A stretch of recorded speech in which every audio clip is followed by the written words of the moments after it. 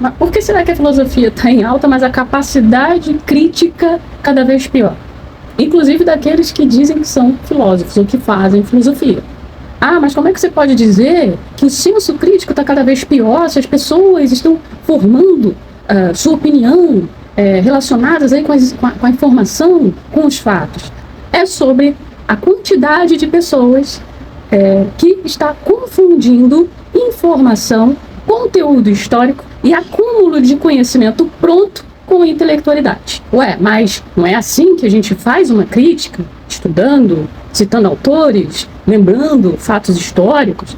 Sim, tudo isso é importante para estruturar o pensamento, de modo que, para ativar o senso crítico, é necessário dominar bem o raciocínio lógico.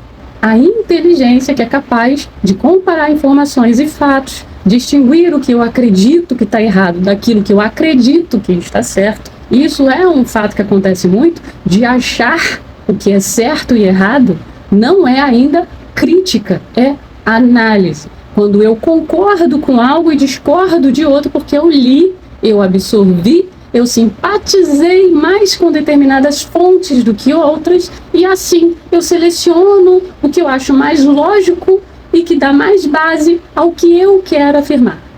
Diferente disso, o pensamento crítico é sobre um objeto, um ponto que não foi observado, que está ocultado nos discursos sociais, ou que ninguém está querendo dar importância nos discursos sociais, e eles podem ser fatos omitidos propositalmente ou verdadeiramente por descuido, como pode ser o espaço de dúvida, aquela pergunta pessoal que eu me faço diante da informação e que eu não encontrei a resposta. Isso não é sobre querer debater com alguém uma resposta que eu não aceito. Se eu não aceito, isso é um problema meu e que eu tenho que investigar antes de debater com alguém. O pensamento crítico, ele não problematiza o argumento de alguém propositadamente, só para mostrar que é um intelectual. Ele é a dúvida que surge naturalmente diante de um interesse real sobre o assunto, e então eu começo uma análise, ou seja, eu uso a inteligência, procuro os fatos, procuro informações, inicio um confronto de ideias sobre o que eu estou recebendo e o que eu geralmente defendo e acredito. Um desejo de compreensão das contradições, eu me posiciono a querer ver uma verdade. O que é compreender? É quando da experiência do outro eu tento encontrar alguma na minha vida ou que eu me familiarizo mais para encontrar um diálogo com esse outro pensamento. Diferente de entender que eu só apenas observo, digo que concordo, mas eu não simpatizo. Por exemplo, o filho diz ao pai que o trabalho que a professora passou está mal explicado e por isso ele não está conseguindo fazer. Aí o pai entende a queixa do filho, mas diz que o filho é que está com preguiça porque quer ficar jogando online na internet. O pai entendeu o que o filho quis dizer e deduziu a partir do seu próprio achismo. Agora, se ele se dar a compreender, ele pede para ver o trabalho que a professora passou, e então ele mergulha na realidade, analisa e percebe que o filho tem razão. Realmente o trabalho não está muito bem explicado. Assim ele vai ajudar ou não o seu filho com o trabalho. Mas isso se deu porque ele compreendeu, ele se esforçou para entrar na realidade do seu filho e não simplesmente sugestionou o que estava acontecendo. Vou dar mais um exemplo da importância da prática do pensamento crítico usando o pensamento lógico, que é o pensamento matemático. Imagine que dois amigos estão conversando sobre doces que eles compraram para dividir aí para as crianças. Um chega e diz assim: eu comprei 2 pacotes de bala e 2 pacotes de bombom. Logo, eu tenho 4 pacotes de doces para distribuir para as crianças. É verdade que se ele tem 2 pacotes de bala e 2 pacotes de bombons, ele tem 4 pacotes de doce. 2 mais 2, 4. Já o outro amigo diz o seguinte: eu tenho 2 pacotes de bala, 2 pacotes de bombons, logo eu tenho 160 doces para as crianças. Aí, calma aí, está passando a informação errada. Se a gente pensar apenas na lógica. O pensamento lógico, ele vai definir quem está certo nesse cálculo. O pensamento crítico vai perguntar por que as conclusões estão diferentes. E ao invés de escolher qual lado está certo ou errado, ele se dá a investigar. Algo não está sendo dito, por isso não está claro. Mas ele não está preocupado em saber quem está certo ou quem está errado. Ele quer saber uma verdade. Por que não está claro? Porque quando as pessoas só procuram saber quem está certo e quem está errado, é o pensamento polarizado, que ela não consegue enxergar nuances. Não consegue ver detalhes, o que está sendo ocultado. Mais um exemplo para ficar claro sobre nem todo mundo que se diz filósofo e é bem inteligente, verdadeiramente está com raciocínio crítico. Em outro vídeo que eu gravei, deu um mal-estar em alguns, porque eu aproveitei para falar da guerra entre Irã e Israel e falar do pensamento crítico, a estrutura do pensamento crítico. E foi proposital, porque há polarização, e onde há polarização as pessoas não conseguem raciocinar, para mostrar o quanto os discursos não nos permitem enxergar pontos que estão ocultos ou estamos passando por indiferentes.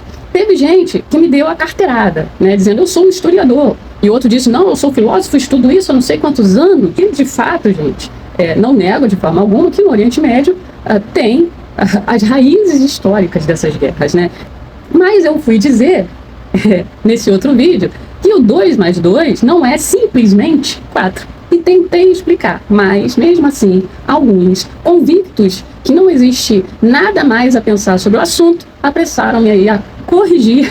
Se houvesse um pensamento crítico, entenderiam o que eu estava querendo dizer e me perguntariam para compreender. Volto a falar essa questão da guerra, para tentar ainda, com o mesmo exemplo, abordar estruturas de pensamento crítico e não sobre, de fato, a guerra. Pontue isto. Estou falando de estrutura de pensamento crítico. Imagine que do lado esquerdo da minha casa, o vizinho é gente boa, mas numa sexta-feira à noite ele coloca o som alto. Então eu vou lá, educadamente, a gente conversa e ele concorda em baixar o som. No sábado, o vizinho do meu lado direito liga o som alto à noite. Mas eu sei que não vai adiantar eu falar com ele, pois a gente teve uma briga no passado, porque ele construiu o muro invadindo parte do meu terreno. Então, ao invés de conversar com ele, porque eu sei que ele vai aumentar o som mais ainda, eu mando um rojão no quintal para ele entender o recado de que eu não estou gostando do barulho. O que a gente tem nessa história? Tem um fato presente, pontual, real, que é o som alto que me incomoda, tanto que eu reclamei com o vizinho do lado esquerdo, mas temos um agravante histórico, que Sartre chamaria de peso histórico. Eu não mandei o rojão na casa dele porque eu estava entediada. Eu não mandei exatamente só porque ele construiu um muro no meu quintal. Eu mandei um rojão porque o som alto me incomoda. Se ele não tivesse colocado o som alto, eu não mandaria rojão por causa do muro. Com isso, nós temos um peso histórico de desentendimento e que eu estou ciente que tentar falar com ele vai resultar em briga do mesmo jeito. Então o peso histórico provoca essa forma errada de conversar. Que é a única linguagem que ele entende que eu entendo para falar com ele. Vamos lá. Ao fato pontual que com o vizinho do lado direito eu também fui reclamar, mas que com o vizinho do lado esquerdo existe um fator agravante que reclamar só vai piorar a situação e vai desencadear a guerra do mesmo modo, E se eu não fizer nada, ele vai transformar a minha vida perto dele inviável. Então essa é toda a questão da guerra lá que aconteceu, Israel e Irã. Quando a gente considera o fato real de agora, fica mais fácil para tomar algum partido, porque eu posso defender um lado ou outro, citando leis e direitos. Mas quando eu lanço o fator histórico, que o problema vem lá de 1800, aí já não fica mais fácil resolver. Por quê? É mais fácil eu separar o fato histórico e resolver o problema do som agora, do que vamos resolver o problema do muro. Que vocês vivem brigando por causa do muro, então vamos resolver o problema do muro? E aí eu vou demorar muito tempo para resolver isso, porque fatos históricos, guerras históricas, implicâncias históricas, tem cultura, tem crenças, tem muita coisa envolvida. Então o que você faz? Você tenta amenizar um momento, enquanto você vai tentando resolver o outro também, Isso é uma coisa que as pessoas não entendem, elas acham que toda guerra é só um fator histórico, e não é. Existe sempre o pivô real, o pivô do momento, que pode ser resolvido, mas as pessoas querem que resolva as coisas lá de não sei quando. E aí, enquanto isso, os dois estão ali se matando, porque é um problema muito mais grave de se resolver. A crítica não é necessariamente para corrigir o mundo ou os outros, é para a própria intelectualidade. Se isso vai mudar alguém além de você ou do mundo, ótimo. Mas isso não deve ser a premissa, porque essa motivação vai resultar em uma arrogância e limitar o pensamento e de ver uma verdade. Nietzsche já dizia que o problema não é que as pessoas não sabem, o problema é que elas não pensam sobre o que sabem. Ou seja, ela não é o conteúdo que falta, mas a digestão do conteúdo. Hoje, a razão está dopada pelo excesso de referência sem digestão.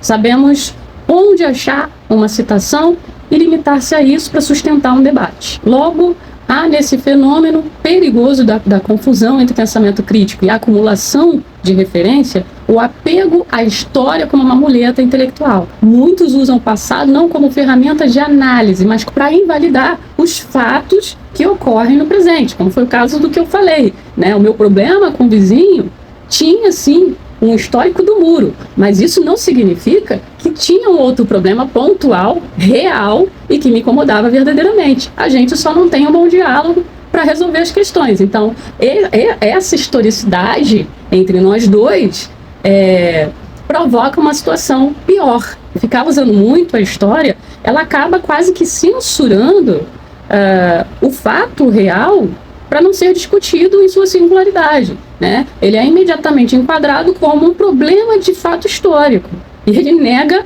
a nuance da realidade, como se tudo já tivesse sido definido lá no passado e, portanto, a explicação é óbvia, vamos resolver o problema do muro, né? E aí eles nunca mais vão brigar. Isso não garante nada. É mais cômodo, né, simplificar, né, uma condição que ninguém pode negar, do que eu ter que ficar ali avaliando o que é fato histórico e o que é realidade. Né? O nosso cérebro não quer ter trabalho, ele quer simplificar as coisas, porque a lógica fala muito mais alto. Da mesma forma, são as pessoas que ficam usando pensamentos filosóficos prontos para supervalorizar discursos e não falar nada novo. Está contradizendo como qualquer um iria contradizer falando um monte de palavrão. Por quê? Porque a filosofia traz aquele ar de inteligência, né? E aí as pessoas que só sabem falar palavrão ou usar palavras chulas, né, tem um vocabulário pobre, ele é filósofo, ela é filósofa, mas está usando pensamentos que não são dela. Então não dá para colocar o pensamento crítico dentro de uma caixa e dizer, olha, é isso, né? A gente pega o passado, vamos basear o presente no passado, né? Vamos olhar para o passado para entender o presente. Não, não é bem assim. Você tem que entender o presente, olha lá no passado, referência, não experiência, novamente. As redes sociais têm culpa nisso, porque a polarização ela começa a ficar em tudo, ou é 8 ou 80, ou é 0 ou é 100. Não há nada entre esse caminho.